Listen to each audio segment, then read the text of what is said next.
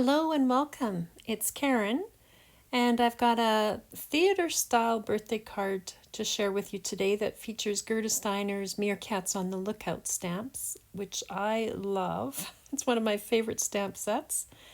And it's kind of a fun, different fold for a card, so I thought I'd share this one with you. So I would suggest that you take a screenshot of this because you need those all those little pieces of cardstock. And I'm just showing you here, I made a mock-up with, this is 110-pound cardstock from Staples here, and it's terrible. It doesn't hold together, so I ended up cutting two pieces of cardstock in white and one in a black in order to make that really strong and stable. And I'll list below the cardstock I ended up using because it's very inexpensive. It's cheaper than Nina cardstock and stronger.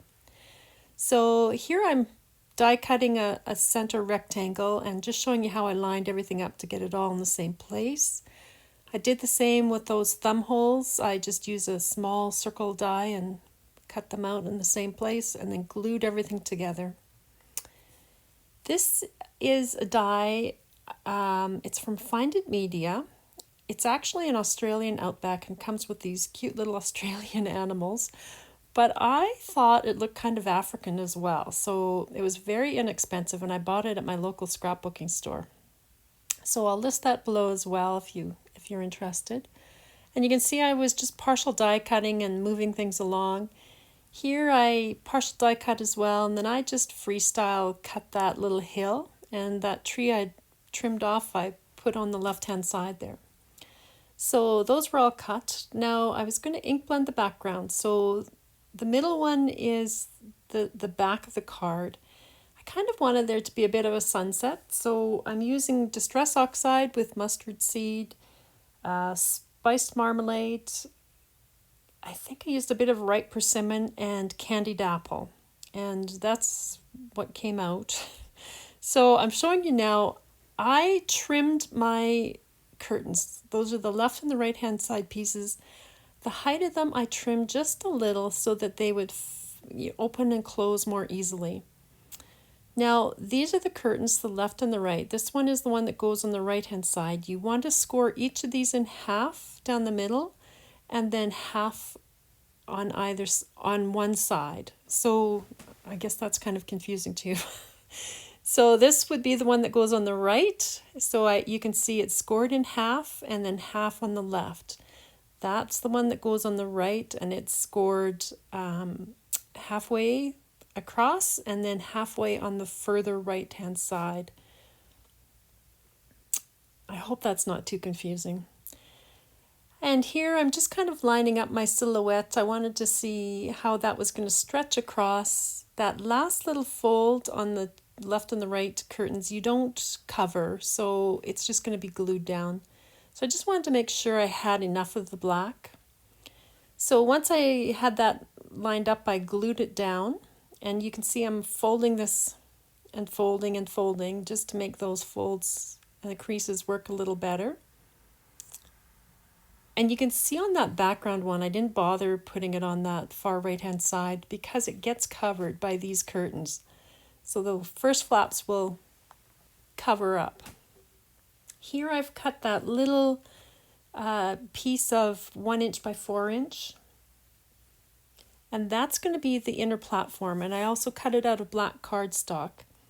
Now you want to decide where you put that. So on equal distances, both on the left curtain and the right, cut a little slit, and I did a second slit away from it just to give it a bit more room to move. You want it to be fairly freely moving. And these are just little strips of cardstock that I used for a stopper, so that doesn't pull all the way out. So I'm doing one here for the left hand side, and then I'll set it aside to dry while I get my curtains all lined up.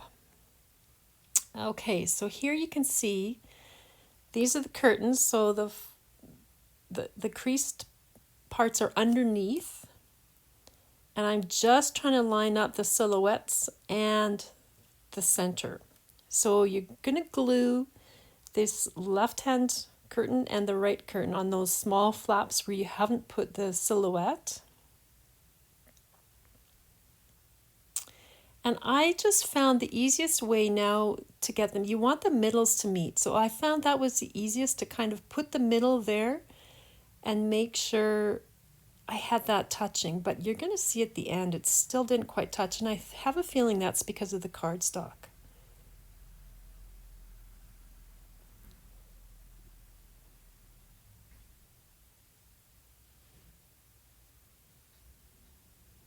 And I didn't quite get it to line up on that left side, but I don't think it really matters. I'm going to have a meerkat there anyway, and I feel like you don't notice it as much.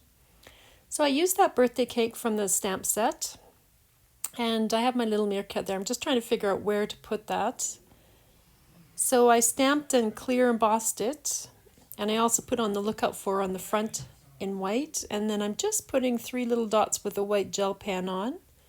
And I actually used a black glaze pen to put an exclamation mark beside the cake. And now you can put this platform through, so it goes through those 2 slots that you've made, and you're going to glue your stoppers onto the right-hand side.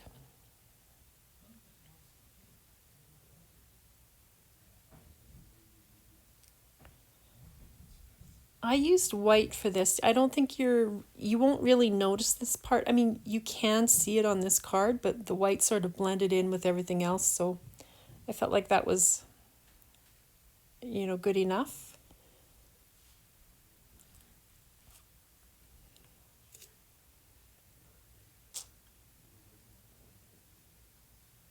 And there you can see it moves fairly freely, so it will slide a little bit back and forth. Now, these are the 2 strips that I used to make the sleeves. They are 1/2 inch by 5.5 inches, and then I just lined them up against my card front and put a little pencil mark where I was going to put a fold line. I have a feeling that was about 3/8 of an inch, but I'm not entirely sure. So whatever length you cut, just make sure that when it folds, it will fit right along that edge. So you can see here, it's folded and it just goes there. So I'm going to glue that down. And when I glued this on, I was trying to be careful not to make it too tight. So it goes along the notched edges side. And you just want to leave a little bit of room there for that curtain to pull through. So don't make it too tight.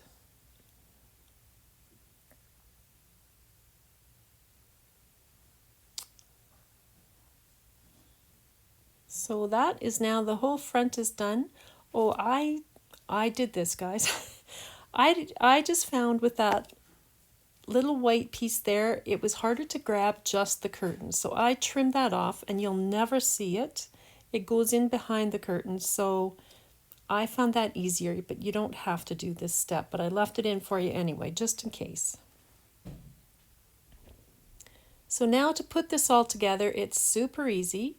You slide that left curtain through the sleeve and then the right curtain through the sleeve. So it's actually, there's nothing securing the front. So you'll see it does move around a little bit. Lots of fun when you open and close that. Now, I felt I wanted a bit more of a tab to hold on to and to cover up that silhouette that shows through the notch. So I just cut little strips of black cardstock that would fit across that notch and extend a little bit past my edge. And then I used the same circle die and put it in place and cut, and then I put the pull, or stamped in white heat embossed the pull signs, and then glued this on. I don't think you have to do this part. I just felt like I wanted a bit more of something to pull and then to explain to people what to do with it. So I put it there, but I haven't seen that done on YouTube. So obviously people are figuring it out. Maybe I'm not giving them enough credit. So there it is. So I did that on both sides. And then it was just a matter of gluing in all my little images, which I'd already colored and cut for you. That birthday cake is from MFT's Happy Hippos. Happy Hippos stamp set. So I glued everything on. I didn't want to risk just taping them. I wasn't sure I'd get it in place. And with that birthday cake, it's going to go on that platform. So I die cut 2 of them and just partially glued them so that it would sit over that ledge. I just felt like that would give it a bit more stability. And then I covered the front with some rocks. I feel like you could probably put more platforms. I was very tempted to put another one because I think then you could have a lot more fun. It's more like a pop-up box in a way, in behind a curtain, which was kind of intriguing. So I feel like there's more that could be done with this style of card fold. So there you have it. It's all done there. You can see that really bothers me, that middle. But maybe yours will fit all the way across and not come apart. But it's really fun. Fun little card, and so many uses, so many different kinds of cards. I added a flap at the back. You don't have to, because you could just write on the back of the card. But I kind of like the flap, so I've added that. And there you have it. So just another fun interactive card that, makes it a little more special than a store-bought card. So thank you so much for joining me, everyone. I hope you're having a great day.